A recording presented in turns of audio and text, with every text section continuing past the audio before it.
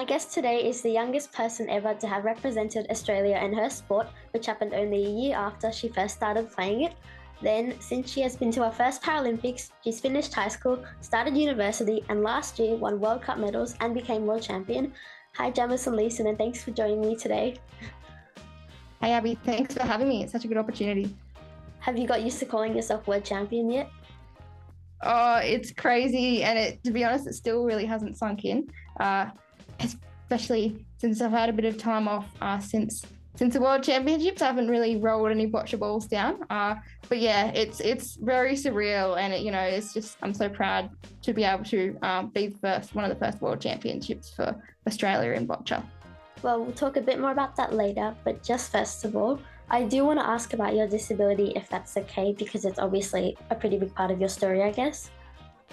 So you have spinal muscular atrophy. Can you kind of explain what that is and how it affects you in your everyday life?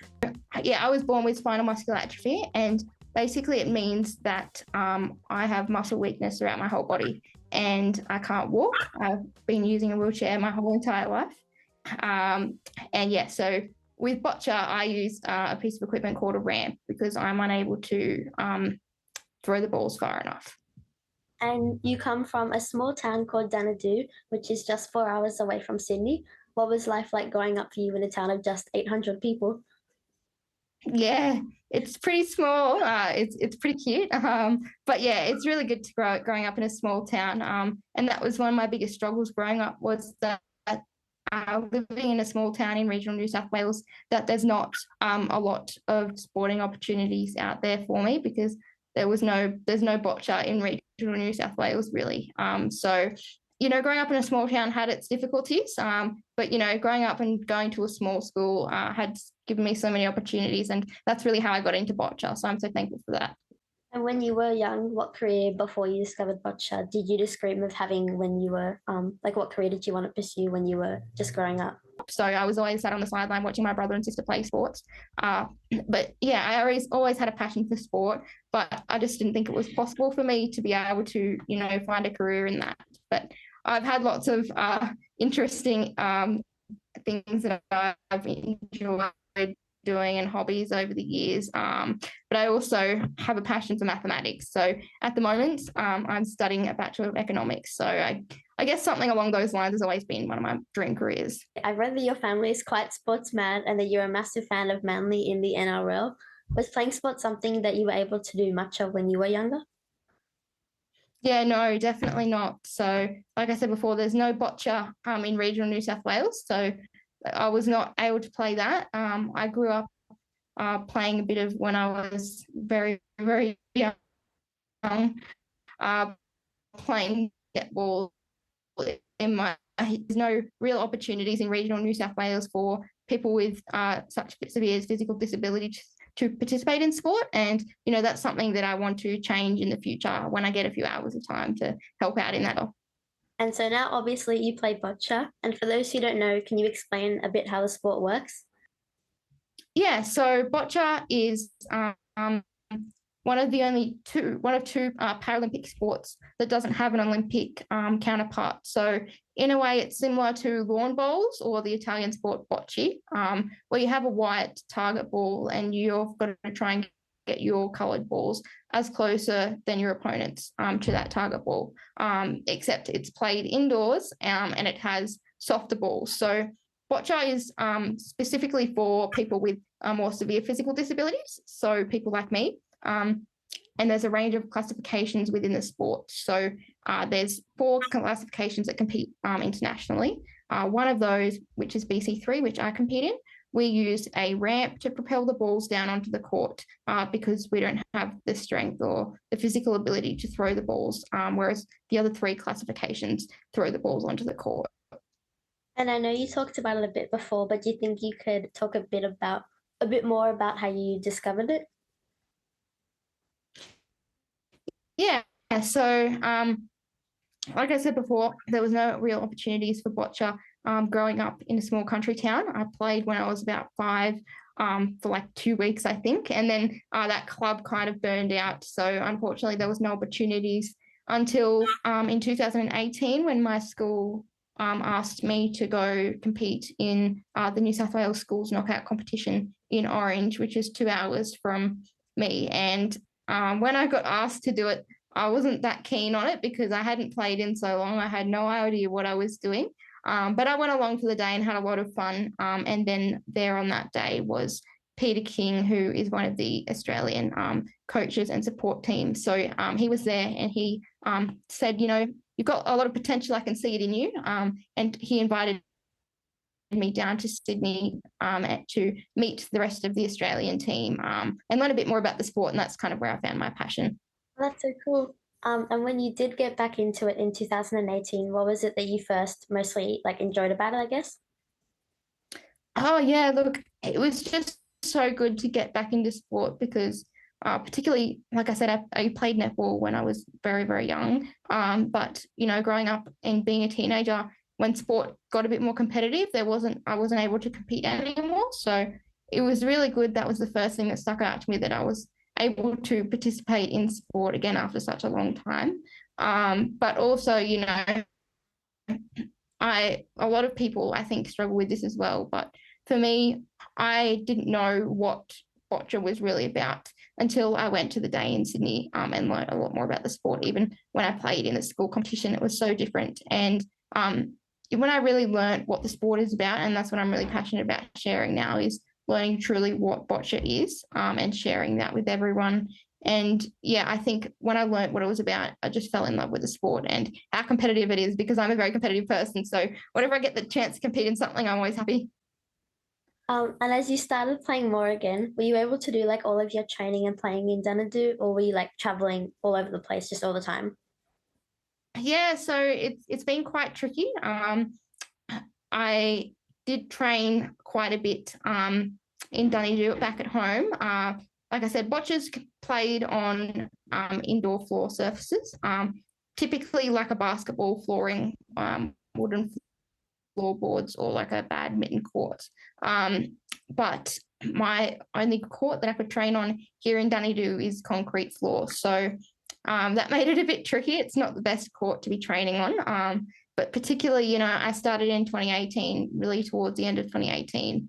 And then I only had 2019, and then COVID kind of happened. So that really, I struggled with that because in 2019, I was traveling to Sydney every second week to train. So I was training with, my coach and the rest of my team, and had that good training environment. But yeah, I really struggled during, COVID and, times like that when I couldn't go to Sydney. But yeah, so I do train at home in Dunedin, but I also do training in Sydney as well. Yeah. And in Boccia, you have another very important teammate called a ramp assistant. Firstly, what exactly is the role of the ramp assistant?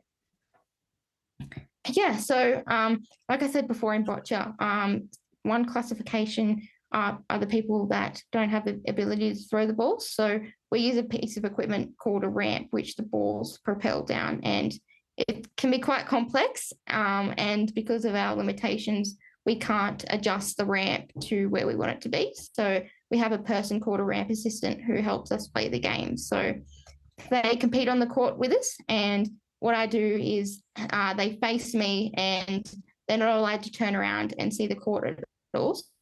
So they have no influence on the game, and I have to tell them everything, so they can't talk back to me. So, I tell them to move the ramp left or right, and then I tell them where to put the ball on the ramp, and then I will push the ball.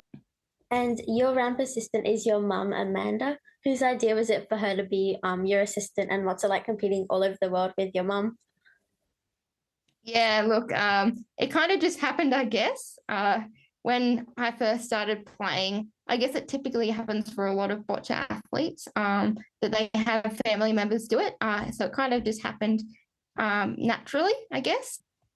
Are the two of you just able to be kind of just teammates when you're competing, or does the mum and daughter roles kind of just come out sometimes? Yeah, like I said, we kind of have a bit of a switch that we know when it's boccia time and when it's not. And we've kind of had to develop that over the years. And yeah, we do have our struggles sometimes. But yeah, we've gotten pretty good at it. And, it does help that mum can't talk back, fortunately. So we can't really have those fights on court too much. But yeah, it has been a struggle sometimes, but we've definitely developed through that. What's the best part of having your mum as your teammate? Oh, look, I think there's many benefits for that.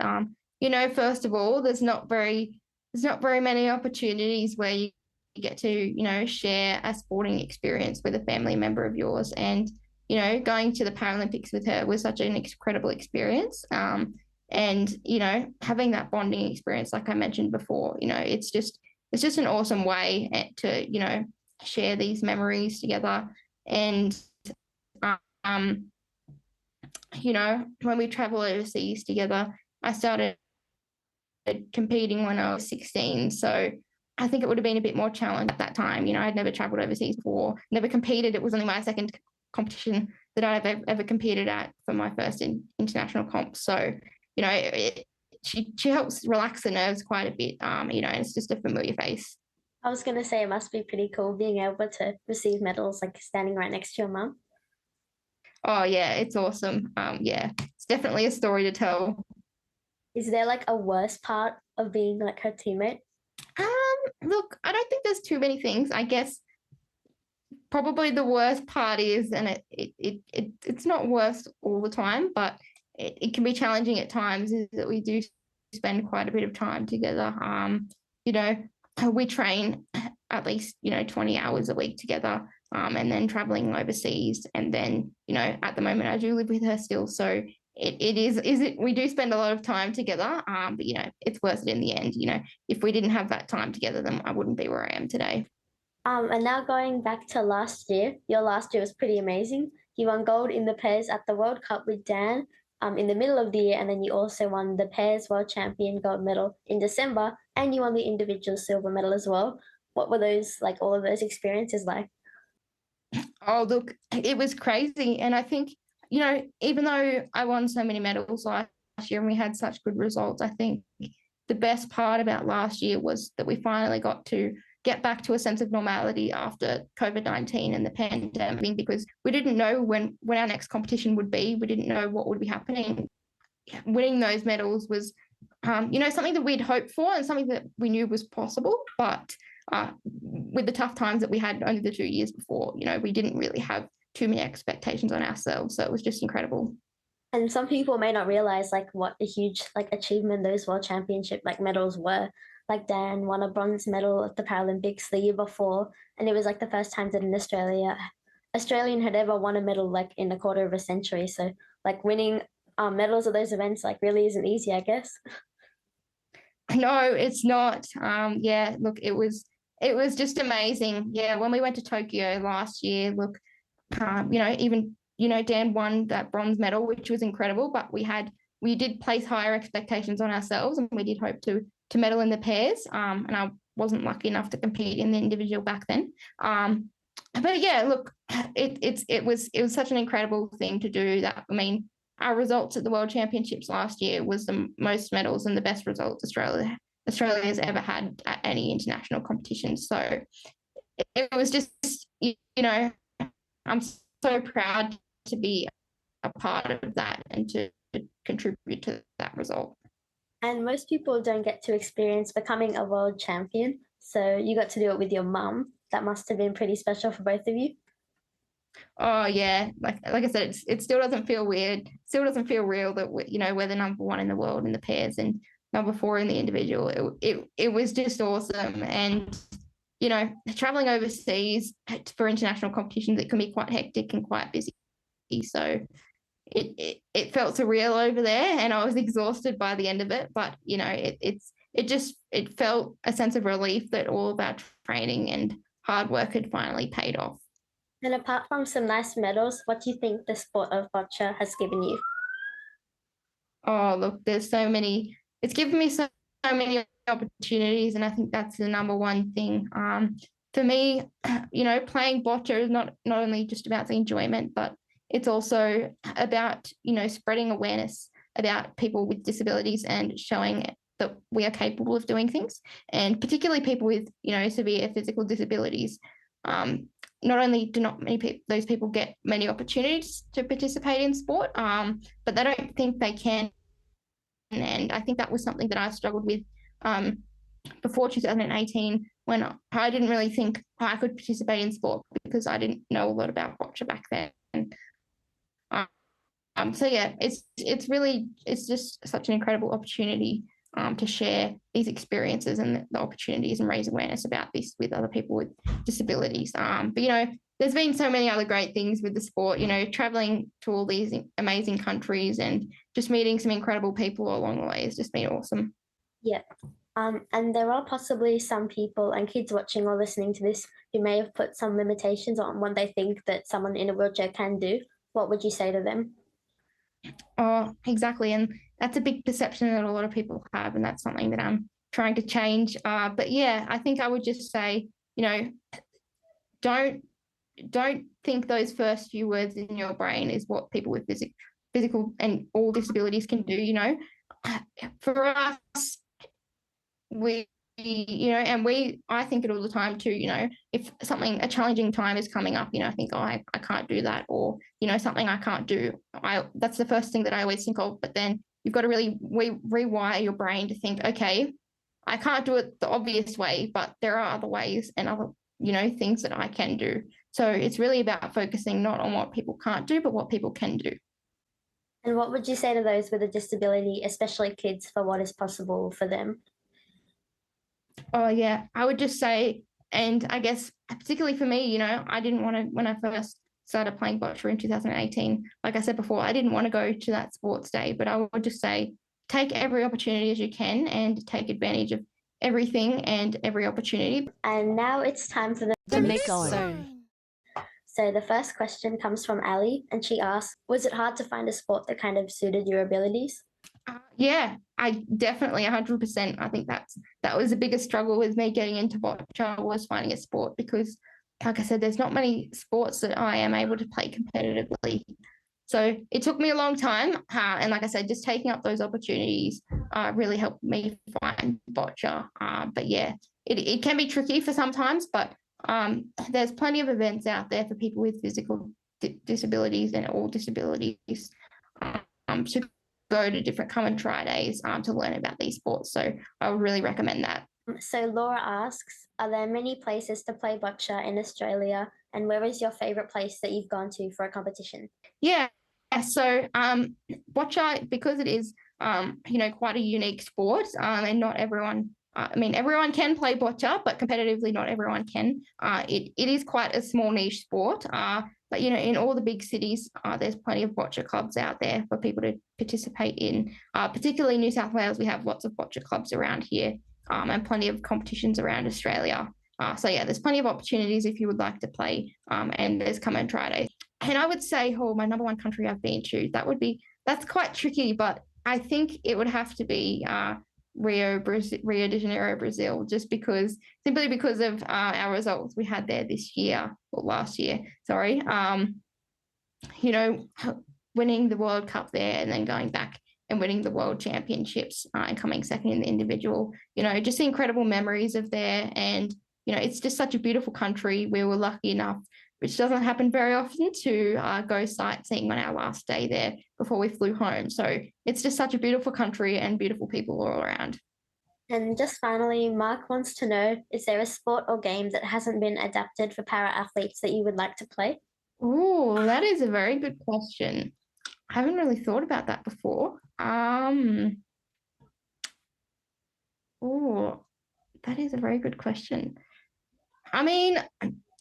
To be honest, I think if I could, I think my other sport that I would like to play in is probably rugby. I think it would be really cool to play wheelchair rugby. Which is already a thing. But yeah, I've always loved rugby league, and I love watching the rugby sevens. But I also think wheelchair or para cricket would be pretty cool to watch one day too, if that would ever be a thing. Well, that's it for the mixed zone, but I've just got one final question for you just to finish up. So you're now studying economics at uni, and there's another Paralympics next year, and you're not even 20 years old yet. What do you think the future looks like for Jamieson Leeson? Oh yeah, look, I have a very optimistic look on my future now. Yeah, I keep my life very busy, like you said, with uni, which I started last year.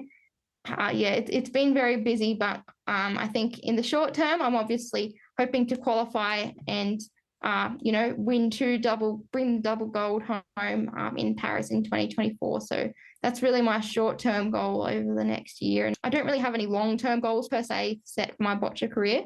I just want to keep on seeing where it's going. I've only been playing for nearly 5 years now, so it's been a really short career. And I've come so far. So who knows where boccia is going to take me? But I don't plan on stopping anytime soon.